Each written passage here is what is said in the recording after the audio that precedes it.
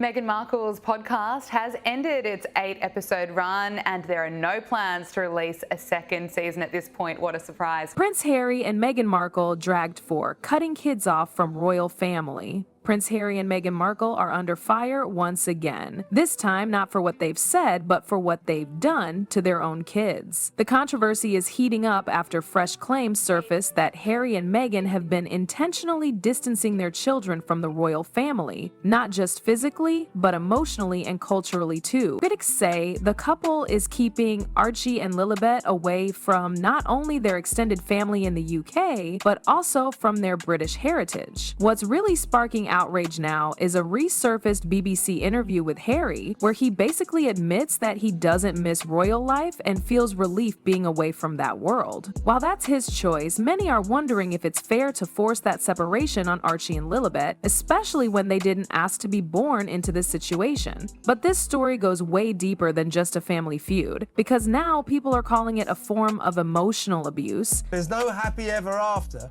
for as ever. She's literally closed it down. She said, oh, I might, what did she say? Most extraordinary, remarkable statement. She said, I'm stepping back to figure out what as ever could be.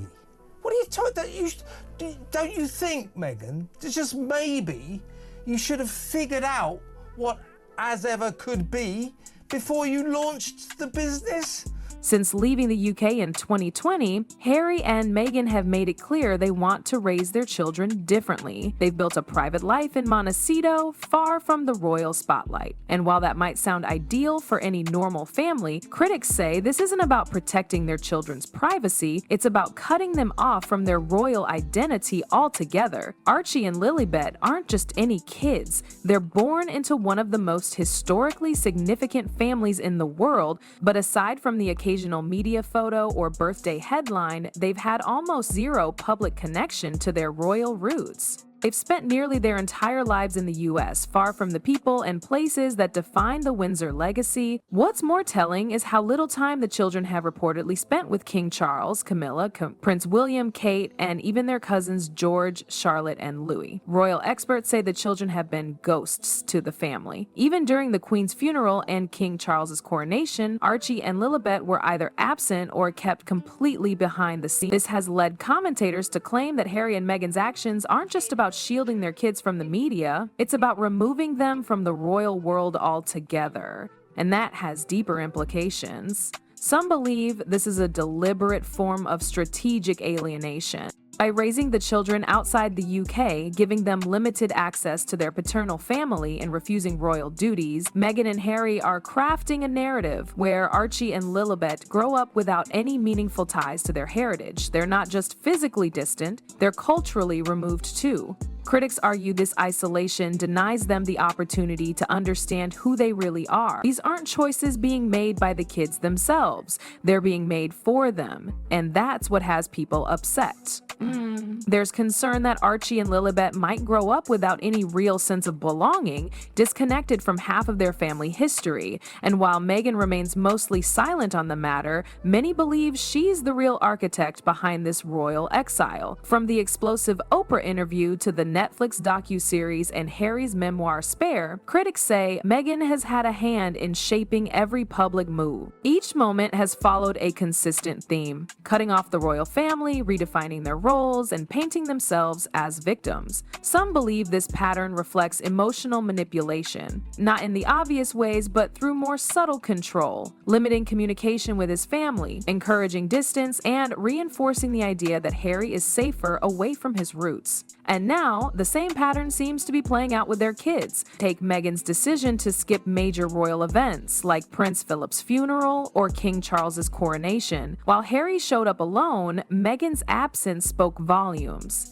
Insiders say she's deliberately avoiding any connection to the royal family while still holding on to the royal titles for their children when it suits them. Another moment that raised eyebrows was Meghan's private letter to King Charles after the Oprah interview. She reportedly wrote to him expressing her concerns about unconscious bias in the family, but many saw that as a calculated move, keeping distance while still controlling the narrative. There's also speculation that Harry's strained relationship with his brother William has only gotten worse since marrying Meghan. Once close, the brothers are now barely on speaking terms. Some claim Meghan didn't just come between them, she helped push the divide further, particularly after the Sussexes moved out of the UK and started airing family grievances publicly. Critics say the pattern is clear. Harry is being slowly pulled away from everything he once knew, and now the same is happening to his children. Intentional or not, Meghan's influence is hard to ignore. And just when people thought it couldn't get worse, Harry sat for another bombshell interview. I can't see a world in which I would be bringing my wife and children back to the UK at this point. And the things that they're going to miss is, well, everything. You know, I love my country. I always have done, despite what some people in that country have done. So, you know, I miss the UK. I miss parts of the UK, of course I do.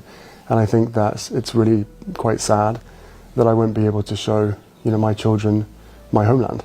The sit-down with journalist Nada Torfik was intended to be a reflective look at Harry's new life, but it quickly turned into a one-sided narrative that had critics accusing both Harry and the BBC of crossing a line. The interview raised eyebrows from the moment it aired. Unlike his earlier interviews that had some form of pushback or clarification, this one was strikingly different. There were no challenging questions, no efforts to verify claims, and no follow-ups on controversial statements. It was a soft platform, and for many viewers, it felt like Harry had been handed a microphone and told to say whatever he wanted. Harry made several bold claims. First, he returned to the theme of racism within the royal family, hinting once again that there were concerns about his children's skin color before they were born. While he didn't name names, the implication was clear, and it rehashed the narrative first introduced during the Oprah interview. Then came a twist that surprised even longtime royal watchers. Harry suggested there were hidden forces at play within the royal institution and invisible hands that allegedly worked to isolate him and Meghan. He described feeling deliberately erased from his family's future and hinted at conspiracies involving the media and the royal household. But the most shocking moment came when Harry casually made a personal comment about King Charles's health. Without any context or clarification, he mentioned that his father had been unwell lately and implied that this could be why certain decisions were being made within the monarchy.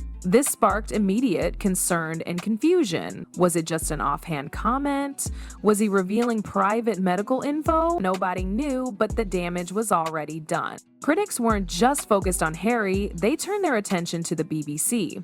People slammed the network for allowing the interview to go to air without any real journalistic integrity. There were no fact checks, no challenges, no deeper probing. For a broadcaster known for its standards, this felt like a major drop. It didn't help that the tone of the interview was warm and almost sympathetic, making the whole thing feel more like PR than journalism. But here's the thing. Critics say this wasn't just poor journalism, it was royal propaganda in disguise. Once the BBC interview hit the airwaves, public backlash exploded online. Social media lit up with outrage, and hashtags calling out Harry's behavior started trending across platforms. People didn't hold back. Many called Harry a disgrace to Princess Diana's legacy, suggesting she would have never allowed such public disrespect toward the crown. They also turned on Meghan, accusing her of hiding behind Harry while continuing to shape the narrative. One British tabloid headline read, "From Princess Diana to drama queen Meghan, the Sussex have lost the plot." What made the backlash even worse was how people linked this interview to previous moments, especially the Oprah interview. That 2021 sit-down had already put the couple under scrutiny for vague accusations, half-truths, and emotional manipulation. Now it felt like history was repeating itself, only this time the outrage was sharper. People are growing tired of the same script, and they're not giving Harry and Meghan the benefit of the doubt anymore. There's a growing sense that the couple is using public platforms to score points against the royal family while carefully managing their own image as victims. But the more they speak, the more questions people are asking about their motives, their honesty, and most importantly, the impact all of this has on their children. But the real sting came when Harry crossed a serious line, dropping personal info about King Charles that shocked even his supporters. I would love reconciliation with my family. There's no point in continuing to fight anymore. As I said, life is precious. I don't know how much longer my father has. He won't speak to me because of this security stuff. But it would be nice to reconcile. As I learned through the First Nations throughout Canada, because of the Invictus Games, their goal in life was always truth and reconciliation. And I turned around to them in many conversations and I said, right, but reconciliation can't come without truth. Well, I've now found out the truth. I've shared some of it with you today. A lot of it exists out there, whether people choose to ignore it or not. So it would be nice to have that reconciliation part now. If they don't want that, that's entirely up to them.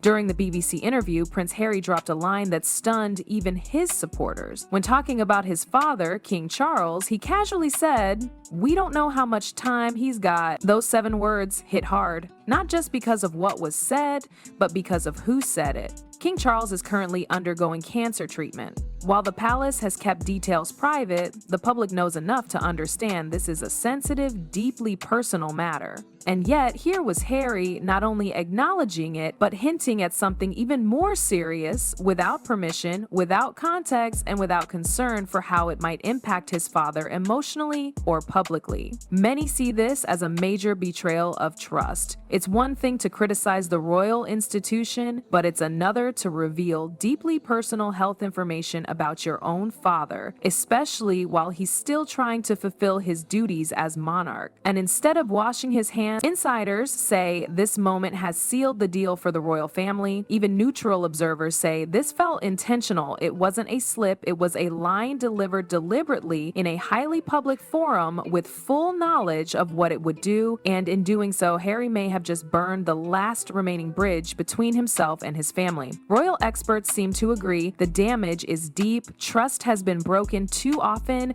Even if the couple wanted to return to the fold, the institution likely wouldn't welcome them without strict conditions, and it's unlikely Harry and Meghan would ever agree to that. At this point, they've positioned themselves outside the system for too long. Then, there's the issue of their children. Archie and Lilibet are growing up without real connections to their royal family. No cousins, no formal ties to their grandfather or uncle. Critics say that one day, those kids may ask why. Why weren't they allowed to have both lives? Why were the bridges burned before they even had a chance to walk across them? And while Harry and Meghan still use royal titles, the reality is they're not seen as royals anymore. Do you think Harry and Meghan are justified, or are they hurting their own children just to spite the crown? Drop your thoughts in the comments below.